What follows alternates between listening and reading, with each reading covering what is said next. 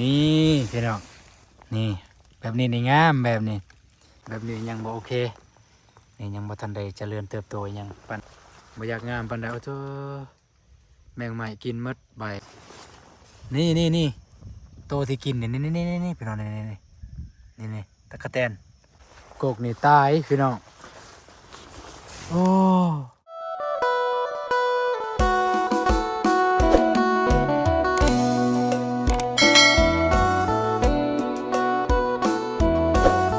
เปิดภาพมาพี่น้องเอ้ย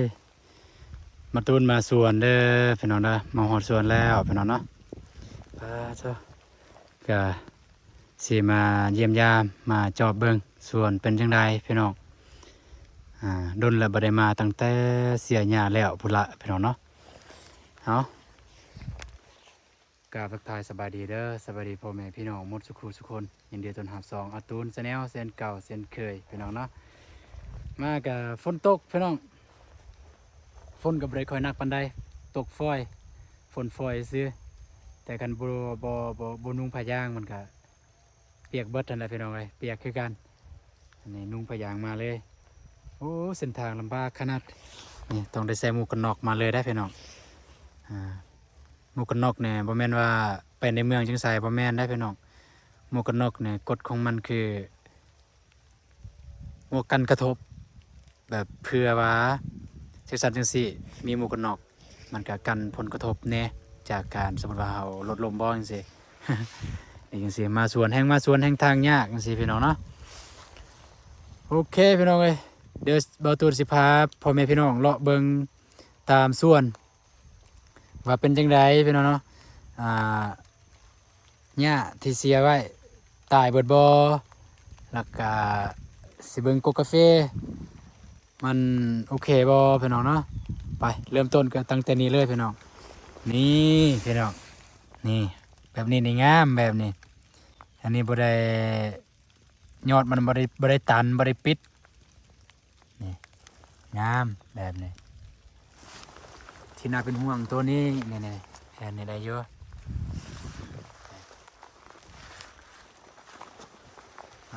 ประมาณนี้พี่น้องเนาะจังซี่นี่โอเคนี่ย่างเยอะ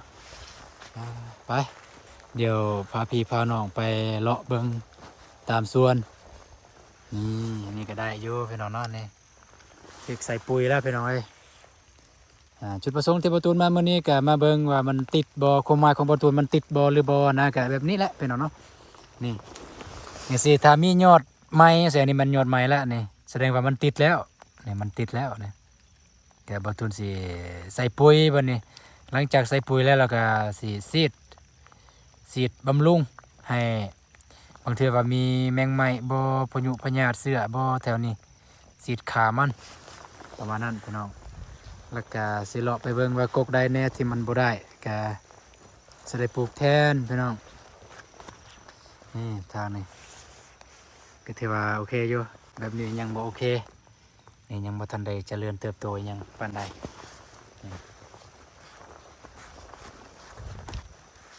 ทางนี้แน่โอ้โกกนี่บ่อยากได้และโกกนี่แต่ว่าโกกนี่ได้นี่ป๊าดยอดมันโคตรงามเลยยอดมัน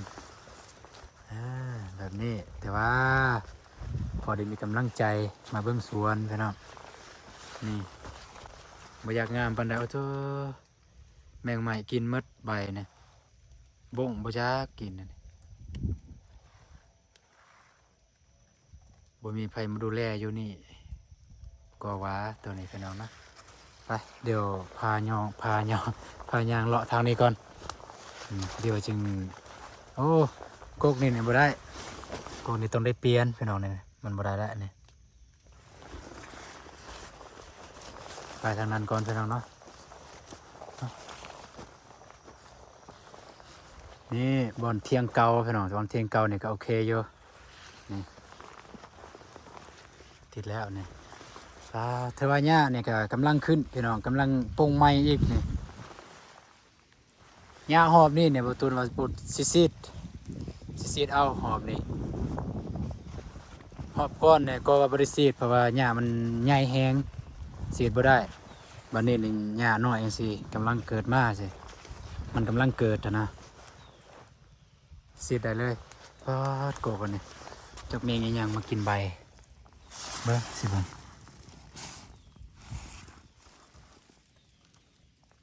ไปหมดเลยใบอันนี้งามอยู่นี่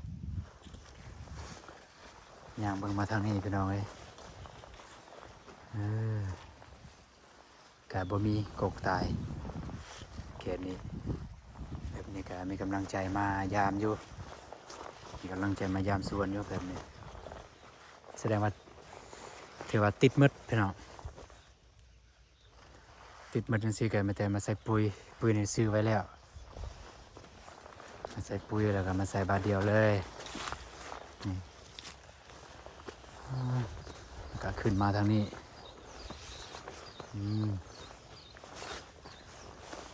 ตอนนี้ในแม่และอนามัยมือนั้นท่านสะอาดสะอ้างกกเก่าเนี่ยแม่มาอนามัยคันแม่เท่ามากกับแม่เท่าคันแม่เท่าบ่มาแม่บ่ตูนมากกับแม่บ่ตูนอนามัยให้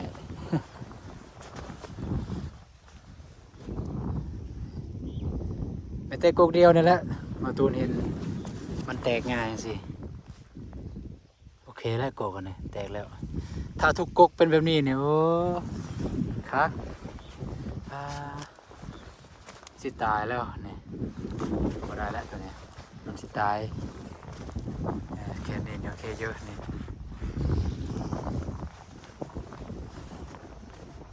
หญ้าเนี่ยว่าท่านได้ตายสนิทพี่น้องหญ้าที่เสียไว้คือสิแต่ก็สำนีแหละเพราะว่าเสียยามฝนเด้พี่น้องเด้ไม่ได้เสียยามร้อนถ้าเสียยามร้อนมันก็ตายเลยแต่อันนี้ซ้ำซ่านั่นมันก็ฝนมากอกนี่คักมันคักแต่บางกกพี่น้องเอ้ยป้าซะกำลังแตกยอดอยู่มีหยังว่ามากินนี่ต้องได้มาใส่ปุ๋ยอย่างไวแล้วนี่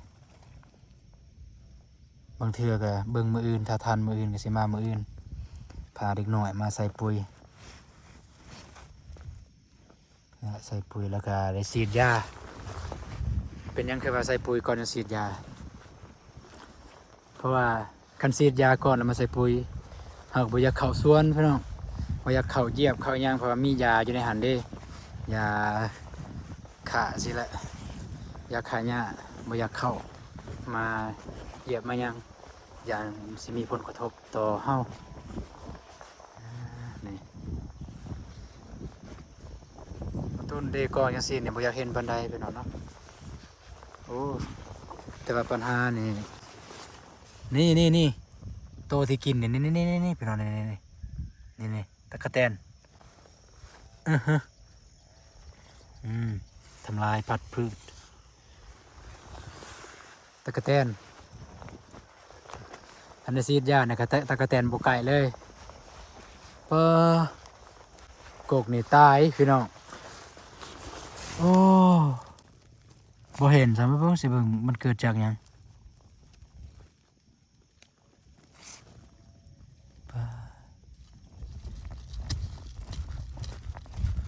โอ้มันหักพี่น้องเอ้ยกกนี่เบิ่งเสียไม้ไว้ก่อนเพื่อมาสิได้นั่นเสียไม้ไว้ตายพี่น้องนี่คันโบมาเนี่ยโบเห็นแล้วนะสิพัดลมพัดไปลมพัดเอาใบไม้แห้งเอาไม้แห้งมาทับใส่พวกกาแฟนี่เนาะแห่งกกบ่งามแห่งถึกทับอีกจังแมนเนาะกกใหม่อันนี้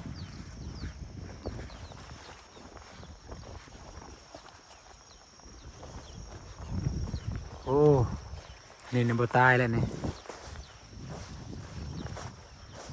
บ่ตาย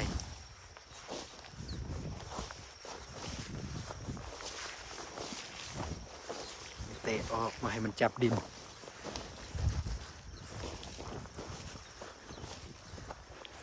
แต่บ่เป็นหยังสำนีนี่ฉีดยาได้อยู่สำนีฉีดยาได้อยู่อีกแล้วเจอปัญหาตัวนี้อีกแล้วพี่น้องเอ้ยสันลายมันหักมันบ่แข็งแรงแล้วโอ้ย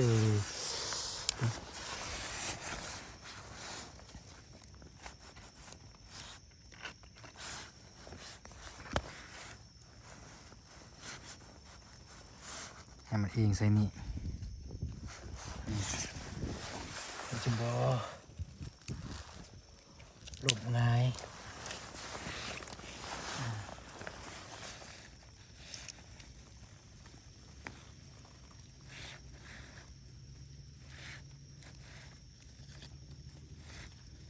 แบบนี้แหละ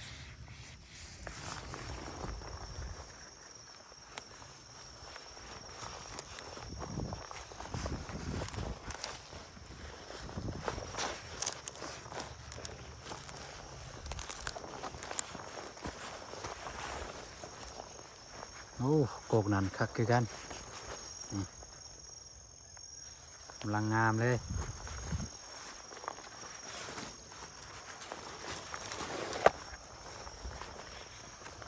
เอาประมาณนี้เด้อพี่น้องเด้อสำหรับเท้านี้จะประมาณนี้นี่กำลังงามแล้วนี่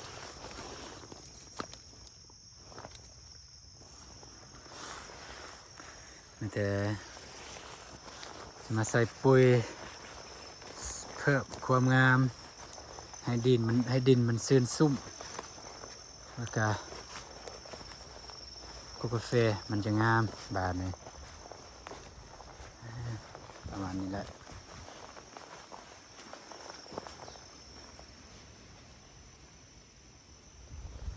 เกือบว่าติดเบิดเลยพี่น้องไปเดี๋ยวยังไปทางนั้นก่อนพี่น้องเลยพาไปเบิ่งทางนั้นอีก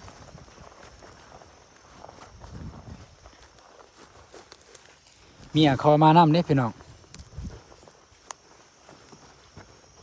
มีคอมาน้ำแต่บ่ให้มาทางเนี้ยก็เลยบ่ให้มา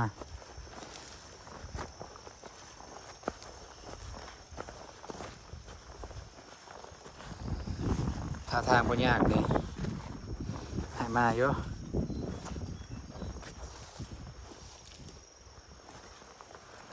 ว่าทางยากนะบ่ให้มาดอก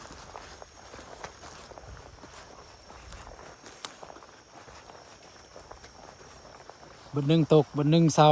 ฝนนี่ก็ได้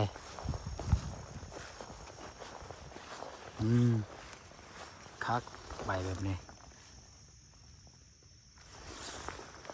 อันนี้เนี่ยบ่ได้บ่คักตัวเลยหากกใหม่มาปลูกแทนนี่แบบนี้คัก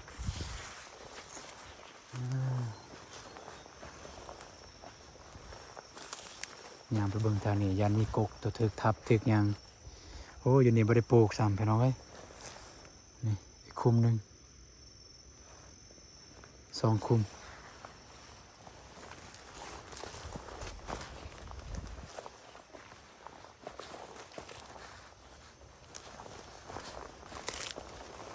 อ้าวกบวะนี่หมดไปเฮ็ดหังซ้ำ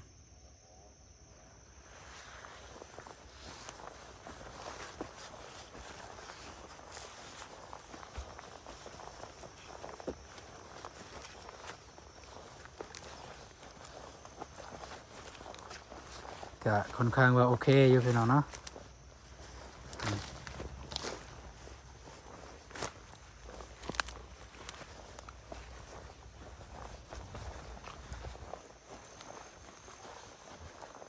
ทุกคนก็โอเคอยู่ท่านี้เนี่ยมันกกเก่าแล้วจะมีกกไม้แน่สลับซับซ้อนคืออย่างคุมวันนี้ก็กกไม้งามคุมนี่แบบนี้นี่งามเคยเห็นว่างามแล้วแบบนี้อันนี้ก็งาม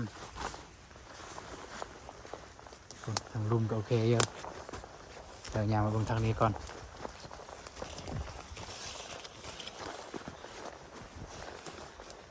คักอยู่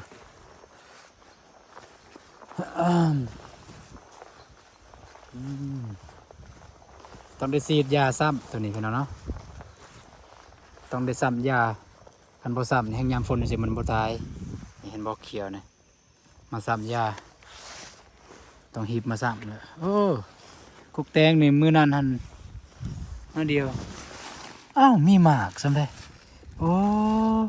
เก็บเลยซะหมากอันนี้ปะไว้มันสิตายก่อนนี่เห็นบ่นี่ทางหลังนี่เก็บกินเลย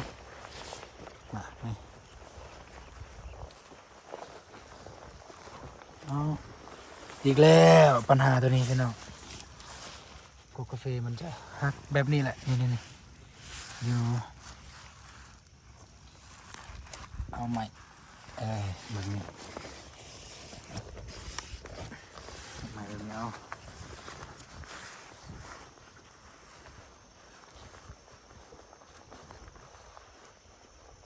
โอ้เคสนี้เนี่ยมันก็งามแต่งามแท้งามว่าใช่โคเคลายแบบนี้เป็นเรื่องธรรมศาสตร์ของมันพี่น้องมันต้องมีกกตายกกบ่ตาย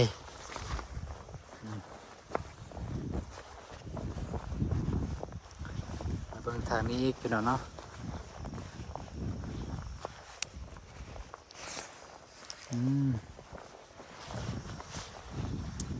เจ้าอยู่นี่กัน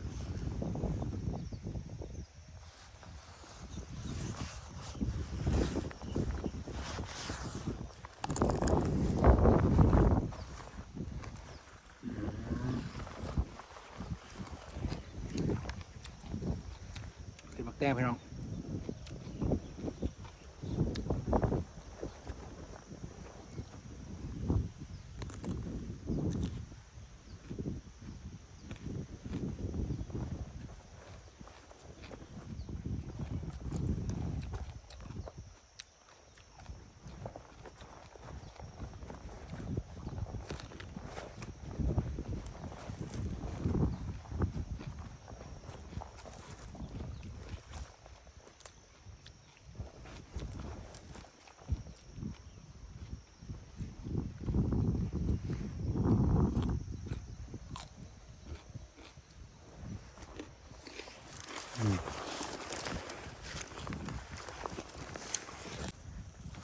เปียกเบิดเถียงพี่น้อง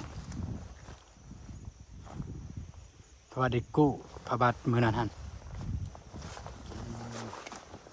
นี่ตัวนี้แม่ปลูกไม้แล้วนี่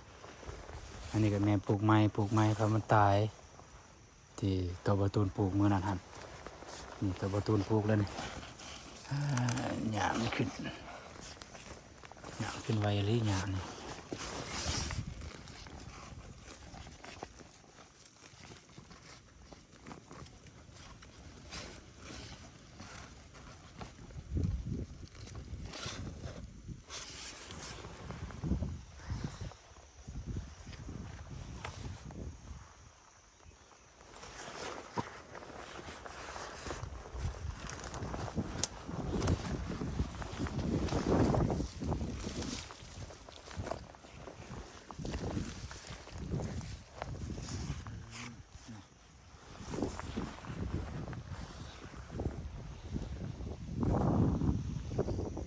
ปอ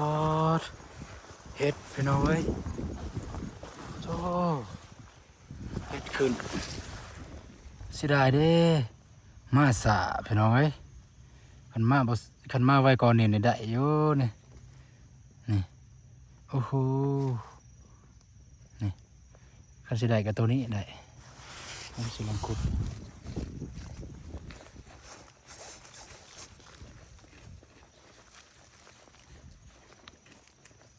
แซ่บได้เห็ดนี่ไปเนาะ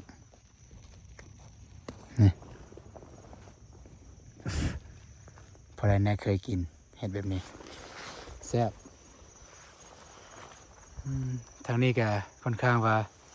ไม่ได้ตายเด้อพี่น้องเด้อทางนี้โอเคครับตามที่ประตูได้ปลูกไว้ตอนนั้นอันนี้2-3 กกก็โอเคสำนี้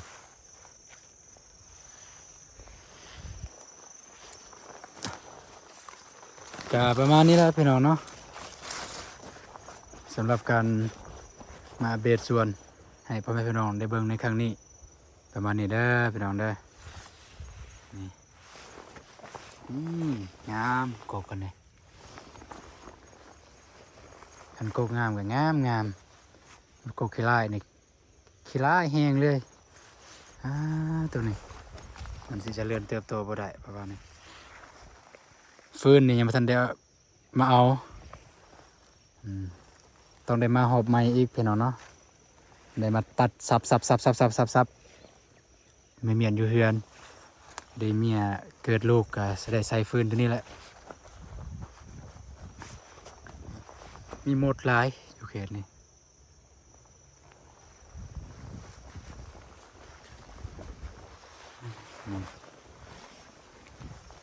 เบิดพี่น้องเนาะเรียบร้อยในการมาอัปเดตส่วนให้พ่อแม่พี่น้องได้เบิ่งพร้อมๆกับโบตูนนี่แหละโบตูนกับบริมาดนตั้งแต่มือเสียหยาแล้วก็มาครั้งนี้ก็ได้ฮู้ว่าเราได้เฮ็ดหยังแน่ต่อไปเวียกต่อไปของเราก็คือใส่ปุ๋ยแล้วก็มาแทนที่กกได้ตายกกได้มันสิบ่งามมันสิบ่เกิดแล้วถอนออกเลยจังซี่เป็นตอนได้ถอนออกนี่กกเสียประตูนว่าไปน้องเนาะเห็นบ่ขนาดประตูนมันแต่ซับไว้ซื่อๆจังซี่ได้นี่เฮ็ดลักหัวนี่โอเคออกซะมันอยู่กลางสวนนี่หากมันบัดตัวเฮาอยากให้มันเกิดบ่เกิดกาแฟผู้ที่เฮาว่ามันอยากเกิดบ่เกิดนี่หากมันดีแท้นี่กกนี้ก็คือกันนี่ตรงไหนออกนี่มันตาย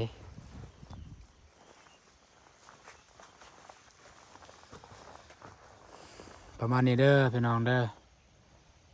ก็ไม่ได้ว่าประตูนก็จะได้กลับบ้านกลับเพื่อนกลับซานบ้านนี่เพราะว่าทีมงานมาสิมายามพี่น้องเอ้ยทางบกโกเพิ่นว่าสิมาหาแต่ว่าประตูนออกมาส่วนก่อนเพิ่นก็เลยว่าให้ประตูนเมื่อบ้านก่อนแล้วจะสิมาประตูนก็ฟ้าวแล้วนี่ฟ้าวมา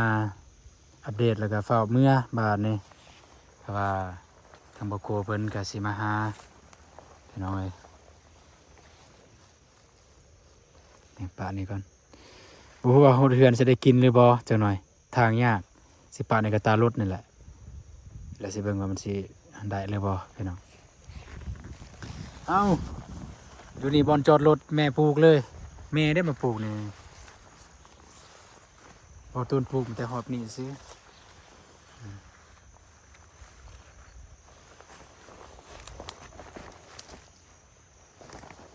อันนี้รักแล้วสำเนียงแดนแล้วนี่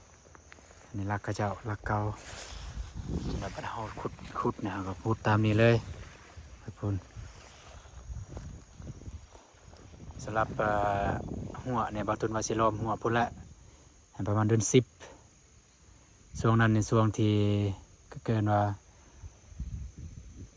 ก็จะปล่อยหัวปล่อยควายแล้วช่วงนั้นเพราะว่าช่วงเก็บกูช่วงเก็บเกี่ยวเข่าน้ำตามปลา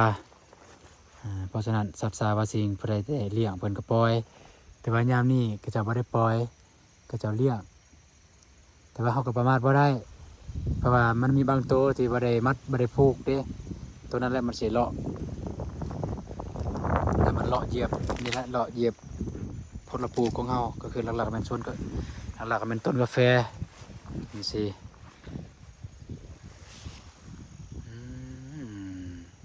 เนาะพี่น้องเอ้ย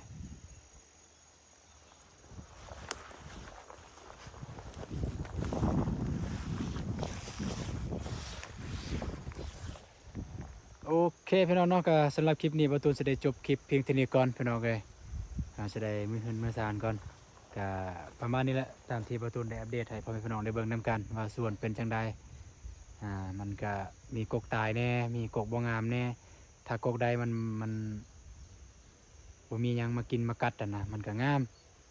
ถ้ามีกกใดมันมีแนวมากินมากัดก็คือโดยเฉพาะแมงไม้มากินนี่สิมันก็บ่งามแต่เด็กต่อไปก็สิได้อย่างที่ประตูนได้เว้าแล้วใส่ปุ๋ยก่อนหลังจากใส่ปุ๋ยจึงมาฉีดยาใส่กกกาแฟหลังจากฉีดกกกาแฟแล้วก็บัดหญ้านี่ใหญ่ขึ้นใหญ่ประมาณซ้ำนี้หญ้าที่เพื่อนเราเห็นในหน่อยอย่างนี้แหละใหญ่ประมาณซ้ำนี้เอายามาฉีดหญ้าบาดนี่ส่วนกาแฟเนี่ยแบบนี้แล้วพี่น้องในปีนึงเนี่ยจะเสียหญ้าโอ้ยหลายเถื่อโดยเฉพาะตอนปลูกใหม่ๆจังซี่โดยเฉพาะตอนปลูกใหม่ๆจังซี่ต้องได้เสียทุกเดือนคือว่าทุกเดือนเลยซะเสียทุกเดือนบ่ให้หญ้ามันขึ้น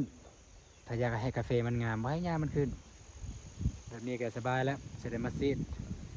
จะได้บ่ได้จ้างแล้วบ่เนี่ยจะได้ซีดถ้ากกใหญ่จังซี่กกใหญ่จังซี่นี่หญ้ามันสิบ่ขึ้นหลายถ้ากกใหญ่กกน้อยจังซี่หญ้าขึ้นสำใดสำหนึงมันก็เฮ็ดให้กาแฟบ่งามเลยก็ได้พี่น้องเนาะแต่ว่ากกใหญ่นี่หญ้าสำใดสำหนึงนี่มันบ่เฮ็ดหยังบ่ได้เพียงแต่มันหกซื่อๆแต่กกใดมันงามมันก็งามเลยประมาณนั้นพี่น้องไปพี่น้องเจอกันในคลิปต่อไปเด้อพี่น้องเด้อสำหรับคลิปนี้ก็ได้ขอตัวลาไปก่อนพี่น้องสบายดีพี่น้องเจอกันในคลิปต่อไปพี่น้องวะตอนนี้ก็ฝนไม่ได้ตกแล้วตอนนี้แต่ว่าจากโน่นเนี่ยตกอีก